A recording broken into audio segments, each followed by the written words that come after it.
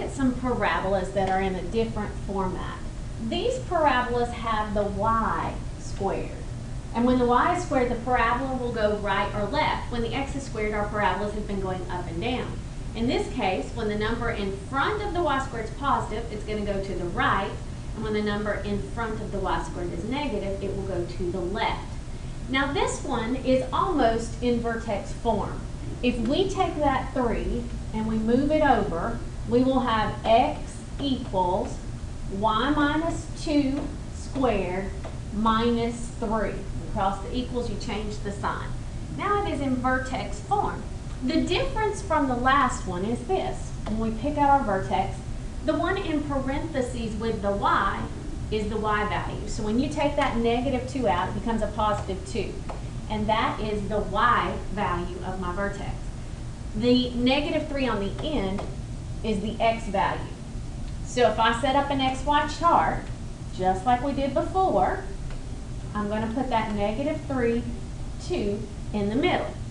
Now, before I said when the x was squared, your axis of symmetry was at the x value of the vertex. This time, the y is squared. So our axis of symmetry is going to be at the y value of the vertex. Our axis of symmetry is going to be y equals 2. So you can go over here and you can draw an axis of symmetry at y equals 2. We can put our vertex on the graph and go ahead and do that. It's left 3 up 2. Let me do that with a pen instead. Now that's going to be our vertex, and the top part of the parabola is going to look like the bottom. So what we want to do this time, this is real important. Last time we picked numbers close to the x value. This time, because our parabola goes right and left, we want to pick numbers close to the y value. So if my y value is 2, I want to go down and try 1 and 0. And then I want to go up from 2 and try 3 and 4. So we're going to take all those numbers and plug them in and see what we get. So let's plug them back into that blue equation. If I plug a 0 in there, I get 0 minus 2 squared minus 3. That'd be negative 2 squared, which is 4, and 4 minus 3 is 1. So my x value will be 1. Let's plug a 4 in. It should be the same thing because of symmetry, but let's prove it. I would have 4 minus 2 squared minus 3. 4 minus 2 is 2. 2 squared is 4. And 4 minus 3 is also equal to 1.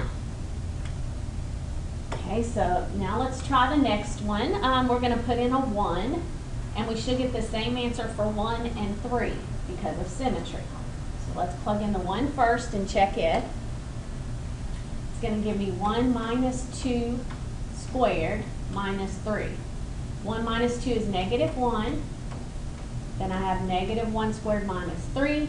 That's 1 minus 3, and that's negative 2. Now I'm going to plug in the 3. I should get negative 2 again. Plug it into the blue equation. 3 minus 2 squared minus 3. That's 1 squared minus 3, and that again is negative 2. So just like before, if you go the same distance from the vertex, you can use symmetry, as long as you keep it the same distance. Let's erase our work, and let's put our dots on the graph and plot them. So when x is 1, y is 0. When x is negative 2, y is positive 1. When x is negative 2, y is also positive 3. And when x is 1, y is 4. And our parabola would look like this. It's going to the right because in front of those parentheses is a positive 1. Positive in front makes it go to the right. This one would not be a function, by the way, with the y squared, but we do have a parabola.